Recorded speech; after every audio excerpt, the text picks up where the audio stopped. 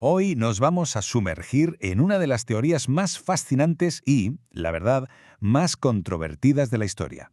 Hablamos de la idea de que antiguos navegantes del Mediterráneo llegaron a América miles de años antes que Colón. Es un viaje a lo desconocido, así que ¡vamos allá! Claro, esta es la pregunta del millón, ¿no? Todos hemos aprendido en el cole la historia del 1492 y Colón, pero ¿y si todo eso no fuera al principio? ¿Y si hubiera capítulos mucho más antiguos que se han perdido en el tiempo? Capítulos que, de ser ciertos, podrían cambiar por completo lo que creemos saber sobre el primer contacto entre Europa y América. Bueno, para poder entender de qué va toda esta teoría, es clave hablar de los protagonistas, los fenicios. A ver, no eran el típico imperio de conquistadores, para nada. Eran una civilización de comerciantes, de mercaderes y, muy posiblemente, los mejores navegantes de toda la antigüedad. Controlaban el Mediterráneo como si fuera su piscina particular. Y ojo, que también se atrevían a salir al Atlántico. Y ahí está la clave de todo. ¿Hasta dónde? ¿Hasta dónde llegaron realmente con sus barcos? Muy bien, pues vamos a meternos en materia. Toda buena historia de misterio, como esta, necesita una pieza clave, una prueba. Y en nuestro caso, esa prueba es un artefacto que se conoce como la inscripción de Paraíba. A ver, imaginemos la escena por un momento. Estamos en el Brasil del siglo XIX. Un hacendado, el dueño de una plantación, encuentra una piedra. Pero no es una piedra cualquiera, tiene unos grabados rarísimos. No se parecen a nada que se haya visto por allí. ¿Qué hace? Pues se envía una copia de ese texto a la máxima autoridad histórica del país, que era el Instituto Histórico Brasileño. Y justo en ese momento, sin que nadie lo supiera, acababa de nacer una polémica.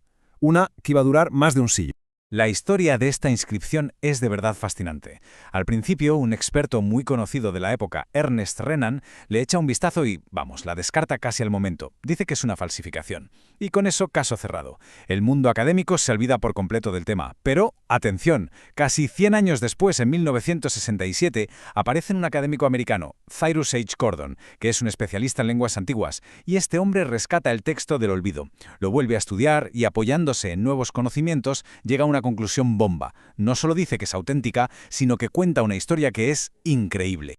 Y es justo aquí donde la cosa se pone, increíblemente específica.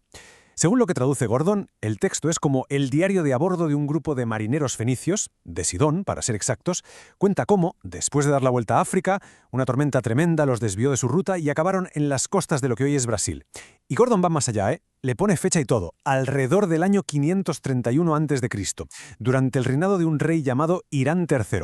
O sea, de repente, lo que era una simple teoría, ahora tenía una historia, tenía protagonistas y hasta una fecha concreta. Claro, una historia tan potente necesita pruebas igual de potentes. La pregunta es obvia. ¿Qué pasó cuando la comunidad de expertos se puso a analizar todo esto en serio? ¿Se sostenía la afirmación? Pues aquí es donde el castillo de naipes empieza a tambalearse. Los lingüistas que estudiaron la copia de la inscripción se dieron cuenta de un problema garrafal. Resulta que el texto mezcla tipos de letras del alfabeto fenicio que nunca, jamás se usaron en la misma época. Es como si encontráramos un texto del siglo de oro, de Cervantes, pero escrito con palabras de ahora, con jerga de internet y hasta con emojis. No tiene sentido. Para la mayoría de los expertos, esta mezcla de tiempos, este anacronismo, es la prueba casi definitiva de que se trata de una falsificación moderna. Y la cosa no acaba aquí. Resulta que la piedra de Paraíba no es un caso único ni mucho menos. Forma parte de un patrón mucho más grande de supuestos hallazgos de origen semita por toda América. Que si una inscripción en Tennessee, que si unas monedas en la costa este, han ido apareciendo muchas de estas pruebas a lo largo de los años. Pero ¿qué pasa? Que cuando la arqueología seria se pone a investigarlas, la conclusión es casi siempre la misma. O son falsificaciones o son simples malinterpretaciones. Al final, el punto clave es este. Más allá de estas inscripciones tan polémicas, no hay absolutamente nada. Ni un trozo de cerámica fenicia, ni una herramienta, ni los restos de un campamento. Nada de nada. Y para que se entienda la diferencia, pensemos en los vikingos. Estuvieron un tiempo muy corto en Canadá, pero dejaron un yacimiento arqueológico clarísimo en Lanceaus Meadows. Allí hay restos de sus casas, objetos, pruebas que no dejan lugar a dudas. Con los fenicios, en cambio, el registro arqueológico es un silencio absoluto. Está vacío. Entonces, si las pruebas son tan flojas, ¿por qué esta teoría sigue viva? ¿Por qué sigue fascinando a tantísima gente? Pues la respuesta quizás no esté en la arqueología, sino más bien en la psicología y en cómo funcionan las ideas a lo largo de la historia. Para entender esto, hay que hablar de un concepto, el difusionismo.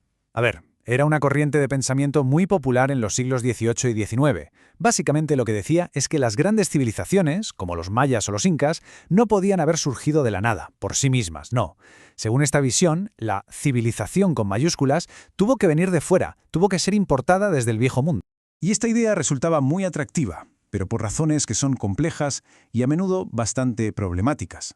Por un lado, de alguna manera, restaba mérito a los logros de los pueblos indígenas, como si se insinuara que no eran capaces de crear civilizaciones complejas por sí mismos. Y por otro lado, pensemos en el Brasil del siglo XIX, una nación nueva recién independizada. Conectar su historia con el mundo clásico, con los fenicios, era una forma de inventarse un pasado antiguo y prestigioso. La historia, en este caso, servía a un interés político y cultural muy claro. Bueno, y después de todo este recorrido, ¿a qué conclusión llegamos? Es el momento de dar el veredicto final.